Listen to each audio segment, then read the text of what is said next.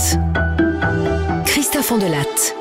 Voici l'histoire hallucinante de deux adolescents de 17 ans qui ont eu un troisième du même âge. Un meurtre d'une sauvagerie inouïe.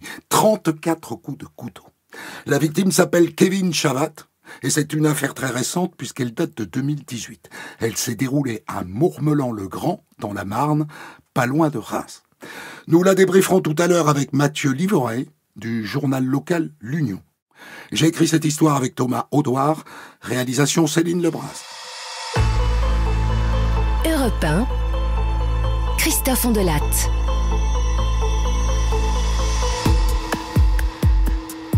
Qu'est-ce qu'il y a de plus mignon qu'un petit couple sur un banc dans un jardin public? Deux gamins, deux ados enlacés qui se bécotent, qui se marrent en regardant leur portable, qui font des selfies. Le spectacle émouvant de l'amour en herbe. Moi, ce genre de truc, ça me bouleverse.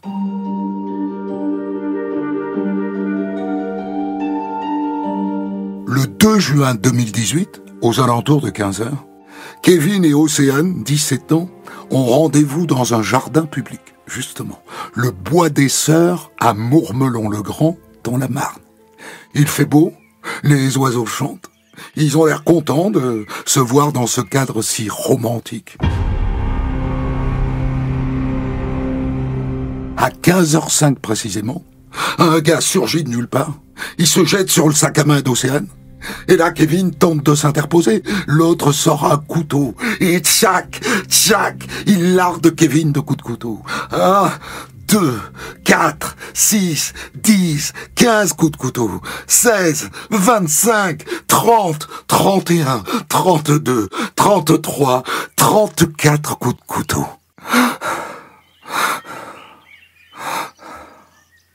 Le type se barre en courant. Océane hurle comme une bête blessée. Kevin Chavat, 17 ans, est mort.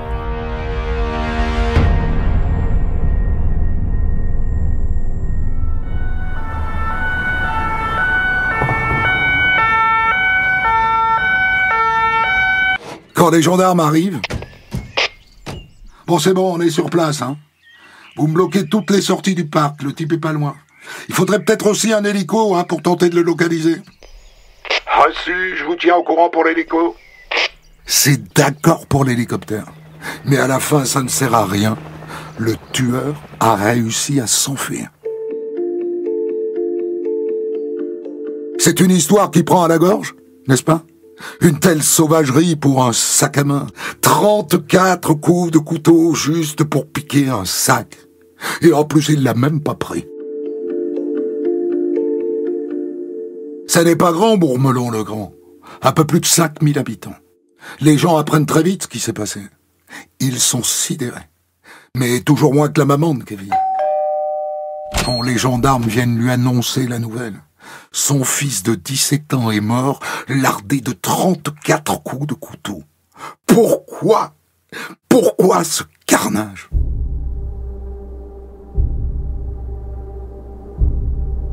Océane, la fiancée de Kevin, est là, sur le banc. Elle a assisté à toute la scène. Elle est ravagée, bien sûr. 17 ans, assister à une telle tuerie. Voir son petit ami mourir sous ses yeux en quelques secondes. Mais les gendarmes n'ont pas le temps de tergiverser. Ils ont besoin de son témoignage. On est vraiment désolé. Mais on a besoin de recueillir vos déclarations le plus rapidement possible, vous comprenez? Hein, c'est pour arrêter... Enfin, d'abord identifier, ensuite arrêter l'agresseur. Est-ce que vous pouvez d'abord me raconter ce qui s'est passé? Eh ben, le gars est arrivé. Il a voulu me voler mon sac à Kevin. Il est intervenu. Ils sont mis à se bagarrer. Et quand le mec a sorti son couteau, Kevin, il a voulu s'enfuir. L'autre, il l'a rattrapé. Il l'a plaqué au sol. Et il s'est mis à lui donner des coups de couteau. Ça s'arrêtait jamais. Et vous, vous êtes où à ce moment-là? Je me suis caché derrière une poubelle. Il n'y a pas de logique dans cette scène. On ne vient pas voler un sac à main pour finir par sortir un couteau et tuer quelqu'un de 34 coups. On a affaire à un taré, un psychopathe en liberté.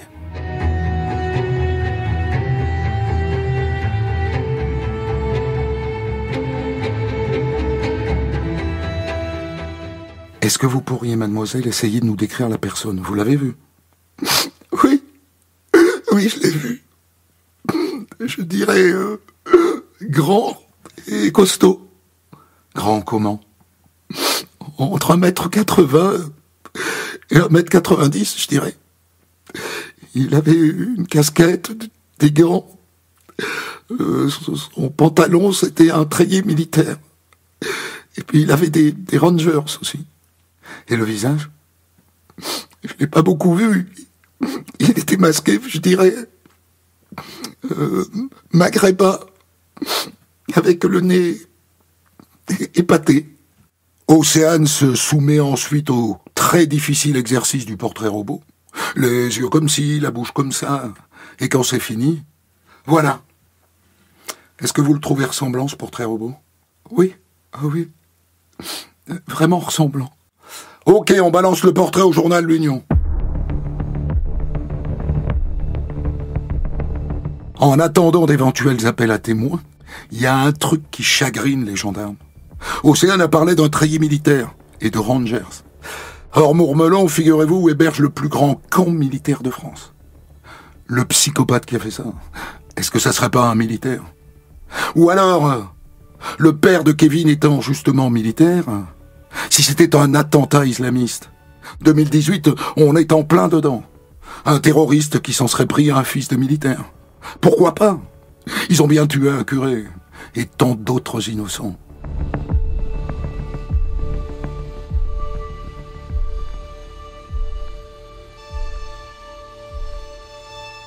En attendant, les techniciens de la gendarmerie ont ratissé le parc où a eu lieu le meurtre.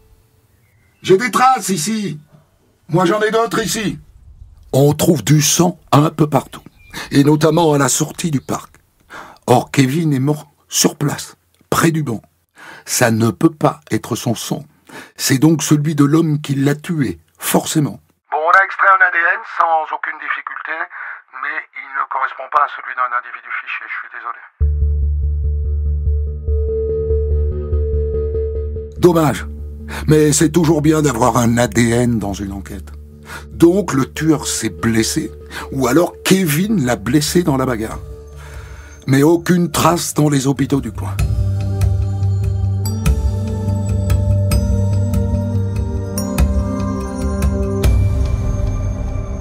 Ça y est, l'affaire est devenue nationale. Des journalistes déboulent de tous les côtés, des caméras, des photographes. Ce qui est un peu normal, hein. Le crime est sidérant, par le nombre de coups portés, et par son caractère apparemment gratuit. Et les journalistes des télés parisiennes et locales, quand ils arrivent, qu'est-ce qu'ils vont filmer en premier?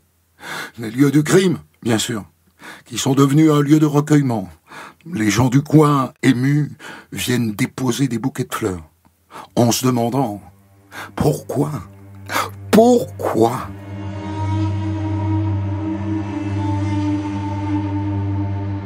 La grande chance des affaires médiatisées, c'est qu'elles mettent tous ceux qui ont des choses à révéler sur les charbons ardents.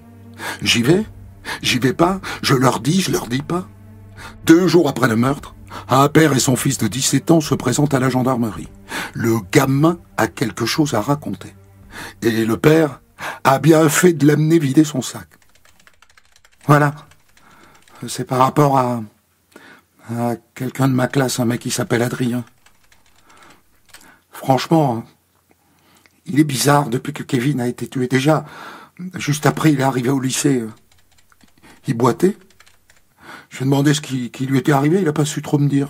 Il m'a parlé d'un accident de sport, mais on voyait qu'il n'avait pas envie d'en parler. Et vous pensez que ça a à voir avec le meurtre de votre ami Kevin?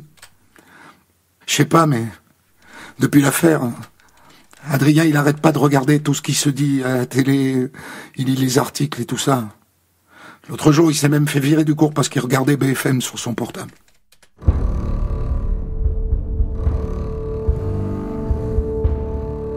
C'est vrai que c'est louche, mais ça n'est pas totalement anormal non plus. Un lycéen qui se rencarde fiévreusement sur le meurtre d'un camarade du lycée. Mais le gamin qui est venu voir les gendarmes a encore quelque chose à dire. Et là, ça ouvre des perspectives. Il y a autre chose que je veux vous dire. Adrien, Le gars dont je vous ai parlé. Ça fait des années qu'il était fou amoureux d'Océane. Ça, tout le monde le sait au lycée. Vous pouvez demander. On en parle entre nous. On pense tous qu'Adrien, il est un peu chelou dans cette affaire. Il est même grave chelou. Tu l'as dit. Pour être chelou, il est chelou, c'est Adrien. Alors venez avec moi assister à son interpellation, chez lui. Enfin, chez ses parents. Quand les gendarmes arrivent devant la maison, ils ne passent pas inaperçus. Tous les gens du quartier sortent devant chez eux pour les voir. Et quand Adrien ressort entre deux gendarmes, avec les pinces, ça mitraille du portable. 2 minutes après, la vidéo fait son petit chemin sur Facebook. Non, c'est Adrien? Putain, je le savais. C'est pas vrai que c'est lui qui a tué Kevin. Adrien, bordel. J'y crois pas.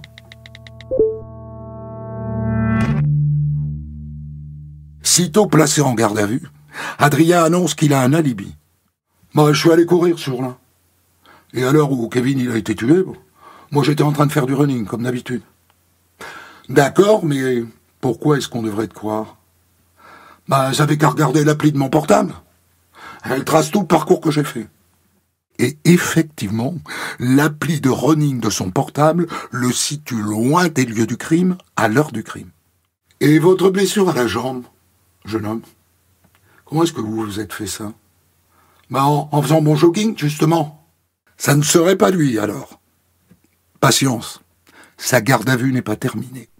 On nous a dit, Adrien, que tu avais des sentiments pour Océane. C'est vrai? Oh, pas du tout. Je la connais, c'est tout. Et Kevin Chavat, tu le connaissais? Comme ça, quoi, pas plus. À ce rythme-là, Adrien est dehors dans quelques heures. Les gendarmes n'ont rien de concret contre lui, rien. Et son alibi a l'air de tenir. À ce moment-là, le téléphone sonne dans le bureau de l'un des enquêteurs. Oui, bonsoir. Voilà, je suis le papa d'Océane, la petite amie de Kevin. Ma fille voudrait vous parler. On l'a déjà entendu, votre fille, monsieur. Oui, mais elle a des choses à ajouter. Il est tard. Rendez-vous est pris pour demain matin. Et voilà donc Océane face aux gendarmes pour la 2e fois. Vous vous souvenez que juste après le crime, elle a décrit l'agresseur de son copain Kevin. Un maghrébin, grand et costaud. Eh bien manifestement, elle a mal vu. En fait, le mec qui a tué Kevin, c'est Adrien. Celui que vous avez arrêté. Mademoiselle, je suis un peu surpris, parce que l'autre jour, vous ne nous avez pas dit que vous aviez reconnu l'agresseur. Et encore moins que vous le connaissiez. Et encore moins qu'il s'appelait Adrien. Je sais pas, j'étais sous le choc, mais... Après, j'ai réfléchi, ça peut être que lui. Ça fait des mois qu'il me harcèle, Adrien. Il est fou amoureux de moi. Il m'a appelé au téléphone en permanence. Moi, je décrochais pas. Et puis, il recommençait tout le temps. Tout le monde vous le dira, ça. Rassurez-vous, on nous l'a déjà dit, mademoiselle. Mais il n'y a pas que ça. Océane raconte que depuis quelques mois, Adrien a complètement vrillé. Qu'il est devenu néo-nazi. C'est pour vous dire, on a un groupe Messenger avec des potes du lycée. Eh ben, on a fini par le virer du groupe. Il n'arrêtait pas de poster des photos de cadavres et des drapeaux nazis. Il y en avait pour la 2e Guerre mondiale. Hitler, c'était devenu son héros.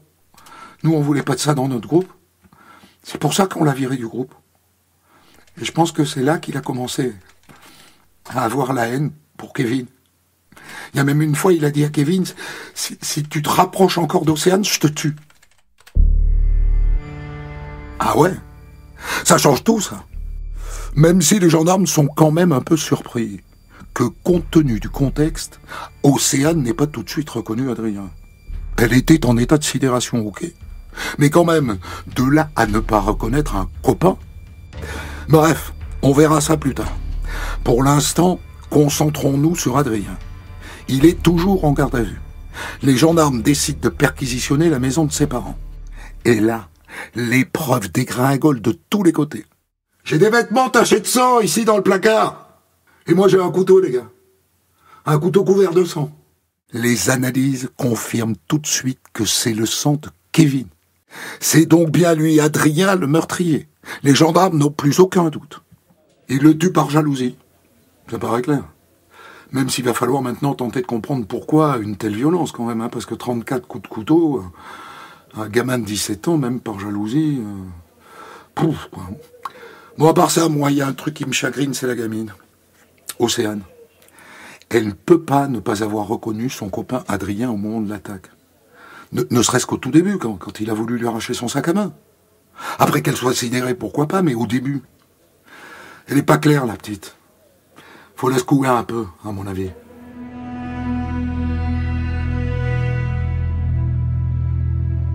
Entendu et réentendu à ce sujet, Océane continue de dire que c'est la violence de la scène qui l'a traumatisée. La sidération qui s'en est suivie l'a empêché de désigner le coupable. Pour l'instant, on doit se contenter de cette explication, moitié convaincante et un peu boiteuse. Parce que l'urgence, je le redis, c'est Adrien. Les gendarmes ont recueilli suffisamment de preuves. Va-t-il avouer ? Ouais, c'est moi qui l'ai tué. C'est moi qui ai donné les coups de couteau. Mais je l'ai fait, uniquement pour venir en aide à Océane. Et pourquoi vous vouliez venir en aide à Océane ? Parce que Kevin, il l'a violée. Violée ? Qu'est-ce que vous pouvez nous dire là-dessus ? C'était à peu près il y a 4 mois. Kevin, il voulait absolument coucher avec Océane. Et Océane, elle voulait pas. Alors il l'a menacé de la faire passer pour une salope sur Facebook et sur Snapchat. Elle n'a pas eu le choix. Elle a dû coucher avec lui. Ça s'appelle un viol, non ? Et vous avez appris ça comment, vous ? Parce que juste après, Océane s'est réfugiée chez moi pour me raconter tout ce qui s'était passé. C'est moi qui lui ai dit, c'est un viol, Océane, ce qu'il t'a fait, c'est un viol. Personne ne confirmera cette hypothèse. Personne. Tous les amis de Kevin et Océane diront que ça ne tient pas debout, qu'Océane était amoureuse de Kevin et absolument prête à coucher avec lui. À ce stade de leur enquête, les gendarmes doivent dénouer un putain de sac de nœuds. Quelles étaient les vraies relations entre ces 3 gamins, Kevin, Adrien et Océane ? Adrien a dit lors de son premier interrogatoire qu'il connaissait Kevin, mais comme ça, pas plus. Et par ailleurs, il a dit qu'il n'avait aucune relation amoureuse avec Océane. Océane, elle, a dit qu'Adrien l'a harcelé depuis des mois. Pour vérifier tout ça, en 2018, le meilleur moyen, c'est d'explorer les portables des uns et des autres. Ça n'oublie rien, un portable.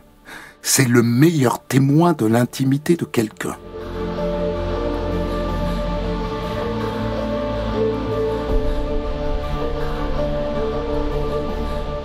Alors, elle nous a bien roulé dans la farine, hein, la petite Océane. Oh, vous savez combien elle et Adrien se sont échangés de SMS ces derniers mois ? Accrochez-vous. 8700. Et elle a répondu à tous ces messages. Elle qui prétendait tout à l'heure qu'Adrien l'a harcelée. Sacrée menteuse. Océane ment depuis le début. Elle ment sans doute quand elle dit qu'elle n'a pas reconnu Adrien, et elle ment quand elle raconte qu'Adrien l'a harcelée. Et la preuve définitive tombe par l'examen de l'ordinateur portable d'Adrien. Bon, j'ai retrouvé dans l'ordi d'Adrien une 50aine de photos envoyées par mademoiselle Océane, dont des photos en soutif et petite culotte. C'est elle qui les a envoyées à Adrien. Elle s'est donc bien fichue de nous quand elle prétendait que l'autre l'a harcelée. Maintenant, faut tenter de comprendre pourquoi elle nous a menti. Et moi, j'ai ma petite idée. Moi aussi, j'ai ma petite idée. Allez, vas-y, accouche. C'est elle qui a commandité le crime, j'en suis sûr. C'est elle qui a demandé à son amoureux Adrien de tuer Kevin. Et l'autre bêta lui a obéi. Ça paraît dingue, hein, comme hypothèse. Océane aurait tiré les ficelles de ce crime. Elle aurait monté le coup. Ça paraît fou. Mais rapidement, les gendarmes passent de l'hypothèse à la certitude. Toujours en exploitant les téléphones portables d'Adrien et d'Océane. Adrien, il faut que tu m'aides à me venger de Kevin. Le viol, tout ça.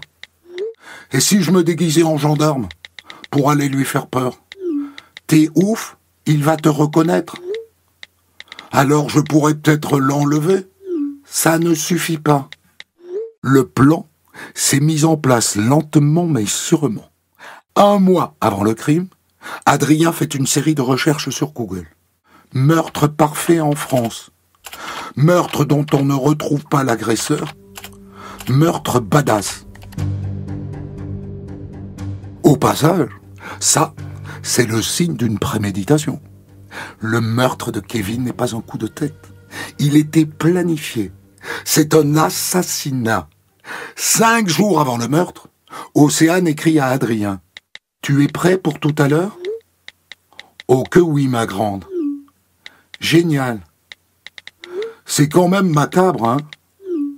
On est des gens macabres.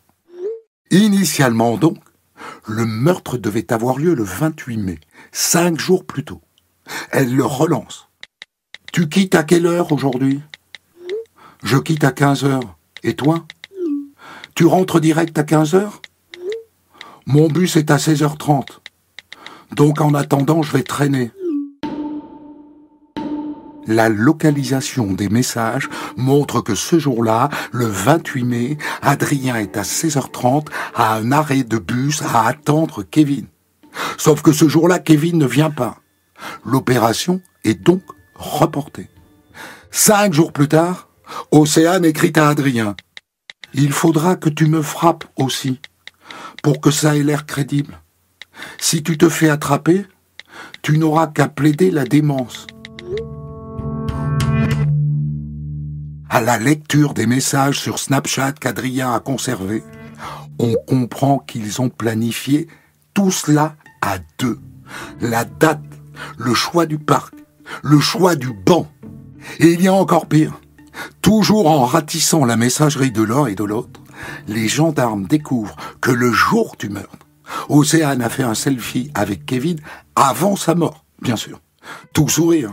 Genre, voyez-vous comment on s'aime? Et qu'elle a posté cette photo sur Snapchat, non pas dans la foulée, mais juste après qu'elle ait appelé au secours. Elle a posté la photo alors que Kevin, lardé de 34 coups de couteau, était mort à ses pieds. La froideur qu'il faut pour faire ça à 17 ans. Quel duo! La presse les appelle les amants diaboliques de Mourmelon. Le juge vient de les mettre en examen pour assassinat et de les placer tous les deux en détention provisoire. Reste à tenter de comprendre le moteur de cette haine d'Océane envers Kevin. Pourquoi le détestait-elle au point de le faire tuer par Adrien? Comment cette folie s'est-elle construite dans sa tête d'ado de 17 ans? En la matière, on en est réduit aux hypothèses, forcément. D'abord, les gendarmes commencent par découvrir qu'avant le crime, Océane n'avait pas que Kevin et Adrien dans sa vie. Elle entretenait en parallèle 4 relations amoureuses. Et Kevin avait compris ça. Et naturellement, il réclamait comme beaucoup l'exclusivité. Et elle le faisait lambiner. Elle jouait avec lui. Alors, Kevin a fini par quitter Océane pour une Jennifer.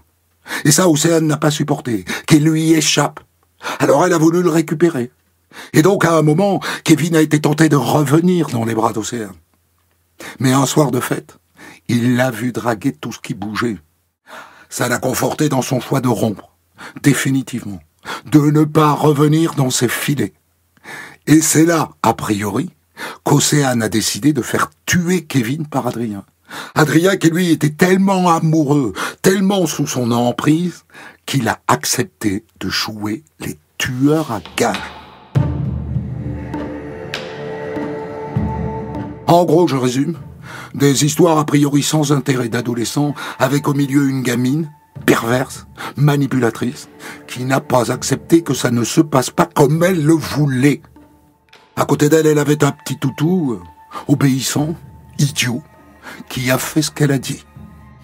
Je le redis, tout ça repose en grande partie sur des suppositions, mais normal que l'on suppose.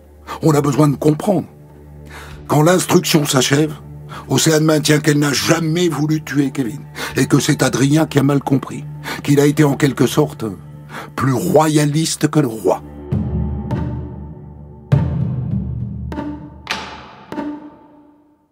Un an après le meurtre, à la suite d'une erreur de procédure, Océane est libérée dans l'attente du procès. Adrien aurait pu sortir, lui aussi, à ce moment-là. Il a fait le choix de rester en prison. Le procès a lieu en janvier 2021 devant la cour d'assises de Reims. Ils avaient 17 ans au moment des faits, ils étaient mineurs. Les débats ont donc lieu à huis clos. Pas de public, pas de journalistes, juste les avocats pour raconter. Et voilà ce que l'on sait de ce qui s'est passé à l'intérieur de la salle.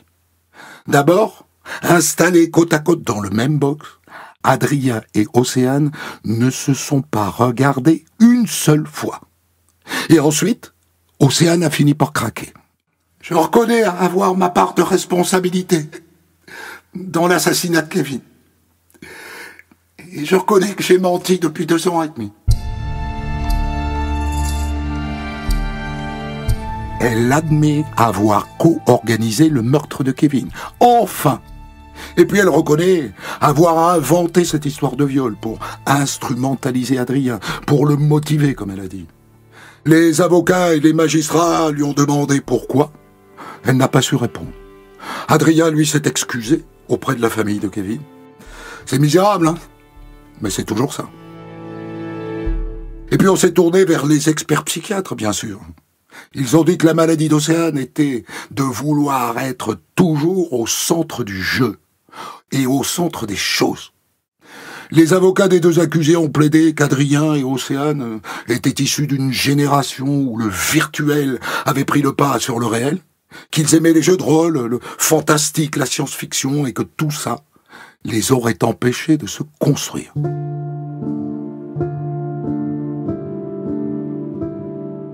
Pour un assassinat, un mineur encourt en théorie 30 ans de réclusion criminelle, un peu moins qu'un adulte qui risque perpète. Mais le jury peut prononcer une excuse de minorité. Et dans ce cas-là, c'est 20 ans max. Au procès, l'avocat général lui-même n'a pas voulu aller au-delà. Il a retenu l'excuse de minorité et il a réclamé 20 ans pour tous les 2, les mettant à égalité dans le crime. Le verdict dit autre chose. Océane est finalement plus lourdement condamnée qu'Adrien. Elle prend 19 ans de réclusion criminelle et Adrien 18. C'est symbolique, hein, mais ça traduit sans doute la vérité de cette incroyable affaire. Certes, c'est lui, Adrien, qui a tué avec cette sauvagerie incompréhensible, mais c'est elle qui l'a remonté comme une pendule. Sans la manipulation d'Océane, Adrien n'aurait sans doute jamais tué Kevin.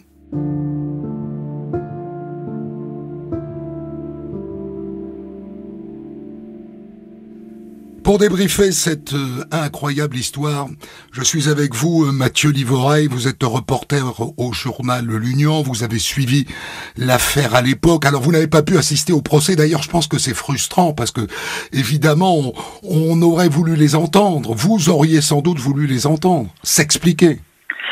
Oui, en effet, je vous le confirme. J'en ai été réduit à rester dans la salle des pas perdus, sachant tout de même qu'on peut assister au verdict, même quand il s'agit de mineurs. Donc, ce que j'ai au moins pu faire à l'issue des 4 heures d'audience. Assister au verdict pour voir leur tête? Oui, pour la première fois, pour voir leur tête, et la voir surtout lorsque la condamnation tombe. En l'occurrence, aucun des 2 n'a bronché. Ils ont encaissé la condamnation, mais j'ai pu au moins les voir durant ces quelques minutes. Quelles têtes ils ont? Des têtes de gamins à l'époque, ils ont 20 ans de procès. Oui, c'est ça. Alors, pour ce qui concerne Adrien, il faut savoir que durant sa détention provisoire, il avait pris énormément de poids. On parle de 20 à 30 kilos tout de même. Donc, il se présente, il est assez... un peu caché par ses cheveux filasses, un peu le physique épais. Et elle, pour sa part... elle ne dégage pas de charisme particulier, si vous voulez, hein, alors qu'à la lecture du dossier, on a l'impression que, avec sa capacité de manipulation, on associe forcément ça à un certain charisme, mais en tout cas, à ce moment-là, je n'ai pas perçu. Il y a beaucoup de médias, normal. Oui, là, autour de ce procès, il y avait des médias locaux et nationaux, comme vous l'avez dit dans votre récit. Depuis le début de cette histoire, les médias étaient en nombre.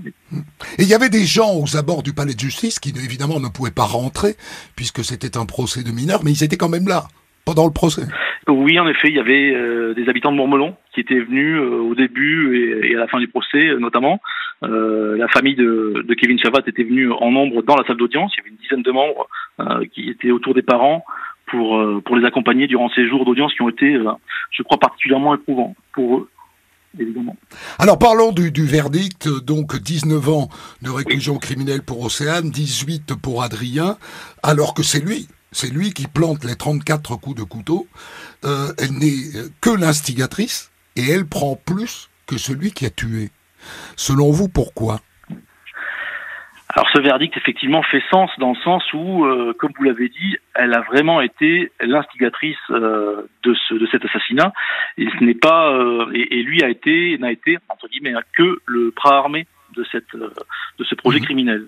Et donc c'est clairement ce qui ressort à l'énoncé de ce verdict. Comme vous l'avez dit, l'avocat général avait requis la même peine pour les deux accusés, mais la cour d'assises en a décidé autrement.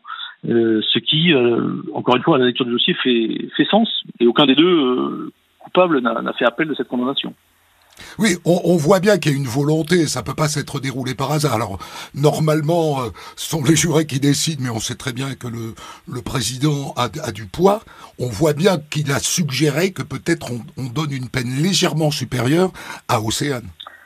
Oui, en effet, ça a pu se passer comme ça. Et puis, depuis la mort de Kevin Chavat, voilà, vous l'avez dit, il faut bien réaliser que Adrien, depuis sa deuxième audition de garde à vue, n'a jamais changé de version. Il a avoué, il a reconnu sa responsabilité, être le tueur de cette histoire. Il n'a pas voulu sortir de prison alors qu'une erreur de procédure le lui permettait. Elle, par contre, n'a cessé de varier, de fuir ses responsabilités, et sortie de prison dès qu'elle l'a pu. Donc ce verdict vient aussi peut-être sanctionner deux comportements de positionnement de culpabilité très différents. Alors les jurés et l'avocat général, d'ailleurs pour commencer, ont retenu ce qu'on appelle l'excuse de minorité, qui porte la peine à 20 ans maximum. Et j'ai vu que dans le journal de l'Union, vous aviez écrit tout un chapitre là-dessus. Qu'est-ce que c'est que l'excuse de minorité ? Comment ça se met en place ? Alors l'excuse de minorité, effectivement, si on commet un crime en étant mineur, on peut bénéficier de cette excuse de minorité qui donc d'abord permet de minorer les peines encourues lorsqu'on est âgé de plus de 18 ans, au motif que, pour résumer à très gros traits, on n'est pas encore arrivé à maturité psychique en tout cas peut-être, donc on peut être moins sévèrement puni. Voilà, pour résumer. Merci pour ce petit cours. Et j'allais vous dire, et effectivement, ça a pu paraître un petit peu surprenant pour ceux qui suivaient le dossier d'aussi près que possible, que les deux condamnés bénéficient de cette excuse de minorité, puisque précisément, au moment où Kevin Chavat est assassiné, Adrien et Océane sont respectivement âgés de 17 ans et 5 mois, et 17 ans et 8 mois. Donc vraiment, c'est joué à pas grand-chose, entre guillemets, alors que l'excuse de minorité bénéficie plus facilement aux criminels qui vont être âgés de 13 ans, 14 ans, 15 ans, par exemple.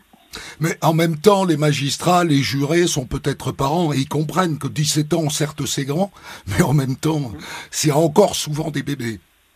Oui, sans doute, effectivement. C'est vrai que en racontant cette histoire, moi, j'ai eu tendance à imaginer qu'il s'agissait de deux adolescents normaux qui ont basculé. Mais selon vous, à quel point sont-ils normaux ? Alors là, il faudrait peut-être poser la question aux experts psychologues et psychiatres, peut-être. Qu'est-ce qu'on appelle normal, mais en tout cas, c'était deux...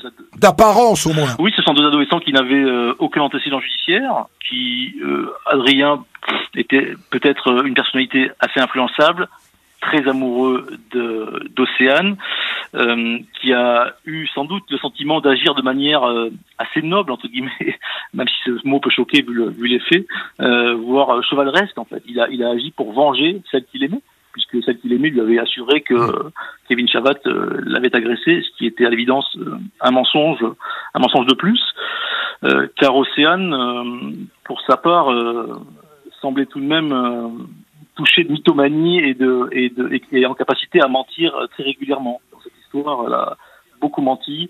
Et avant que Adrien commette l'irréparable, elle a également beaucoup menti et beaucoup manipulé. Parce que Adrien, il y a cette histoire de fascination pour la Deuxième Guerre mondiale. Il participait à des reconstitutions. Il était fasciné par Hitler. Il collectionnait tout un tas de choses liées aux nazis et au Reich. Donc chez lui, il y a quand même, il a déjà le sac à dos d'un gars qui manifestement va de travers. Oui, il a manifestement envie d'en découdre et il peut être assez impulsif. Assez immature aussi sans doute, et encore une fois très influençable. Elle semble intelligente entre guillemets, enfin en tout cas en capacité à fomenter un tel projet.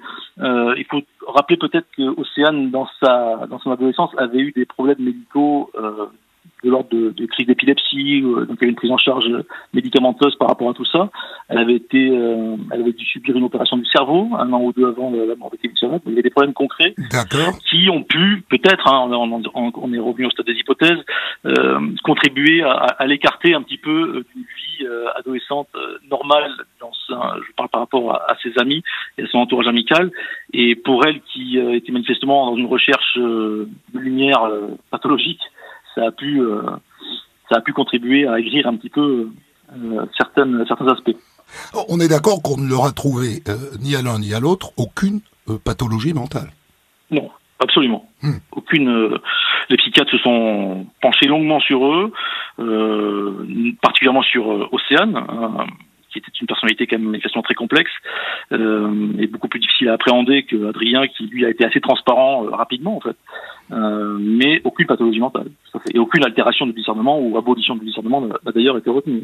On a un peu l'impression, alors après on tire des plans sur la comète, mais je veux dire, faute de certitude, il faut envisager deux, trois trucs. On a le sentiment que se sont rencontrés un psychopathe en formation, Adrien, parce que pour planter 34 coups de couteau, il faut avoir peu d'empathie pour celui qui est sous le couteau, et une perverse manipulatrice en formation, elle aussi, et que la rencontre des deux a créé ce crime abominable. Tout à fait, oui, je suis d'accord avec votre analyse.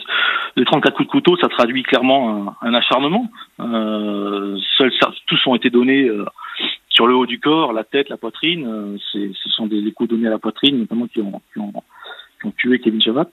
Et elle, des traits de perversité ont été clairement relevés dans sa personnalité par les experts psychologues et psychiatres, tout à fait. Et pour élargir un tout petit peu le propos par rapport à Océane, avant cela, avant de planifier la mort de Kevin Chavat, avait été le premier amour de Kevin Chavat et avait été reçu à l'époque de leurs années de collège dans la famille de Kevin Chavat. Kevin Chavat, c'était sa première petite amie qui l'a ramenée à la maison.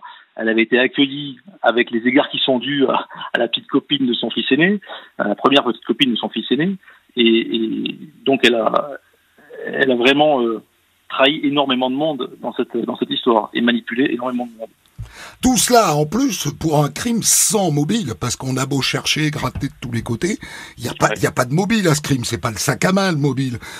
C'est au contraire, elle lui a demandé de le tuer. Mais au final, pourquoi lui a-t-elle demandé de le tuer ? Alors là, effectivement, aucune réponse n'est satisfaisante ou rationnelle, entre guillemets. Au procès qui s'est déroulé à huis clos, plusieurs personnes qui ont assisté à l'audience avaient rapporté cette phrase qu'elle avait dit: Kevin est mort pour rien. Quand elle avait été pressée de questions, elle avait fini par dire Kevin est mort pour rien. Bon, ça relevait de l'évidence depuis quelque temps, mais elle-même l'a dit. Et au final, cette mort ressemble à être la conséquence d'une sorte de caprice d'adolescente, quoi. Enfin, c'est absurde de le dire, mais manifestement, c'est l'hypothèse retenue par la Cour. Alors, deux mots quand même sur l'axe de défense repris par les avocats. Bon, c'est jamais facile de défendre des oiseaux pareils, mais mettre en cause les réseaux sociaux, le monde virtuel, les jeux de rôle, Internet, etc. Ça paraît facile quand même. Je veux dire, tous les gamins vivent dans le virtuel sur Internet, tous ne sont pas assassins, donc l'explication elle est moisie. Oui. On peut résumer ça comme ça, effectivement. Non, mais ils n'avaient pas beaucoup de cordes à leur arc, je suppose, pour cette défense. Ouais. Encore moins l'avocat d'Océane que celui d'Adrien, qui au moins, je suppose, pouvait argumenter sur le travail de culpabilité constant et entre guillemets la rédemption, même si c'est pas le terme idéal, de son client, éprouvé par son client. Mais oui, comme vous dites, on peut passer beaucoup d'heures sur son téléphone portable et son ordinateur sans devenir un assassin. Et ce qui est très étonnant, c'est que dans l'historique des conversations que vous avez rappelé dans votre récit, ce qui est stupéfiant, c'est que ce récit vraiment s'étale sur des milliers de SMS, de conversations, et à aucun moment l'un des deux ne rappelle que c'est une blague ou que ce ne serait que du virtuel. Enfin, tout est très concret pendant des semaines et des semaines. Aucun des deux n'a voulu arrêter la volonté de l'autre, clairement. Merci Mathieu Riveret, merci cher confrère de l'Union d'avoir débriefé cette histoire avec nous et pour nous. Des centaines d'histoires disponibles sur vos plateformes d'écoute et sur europe1.fr.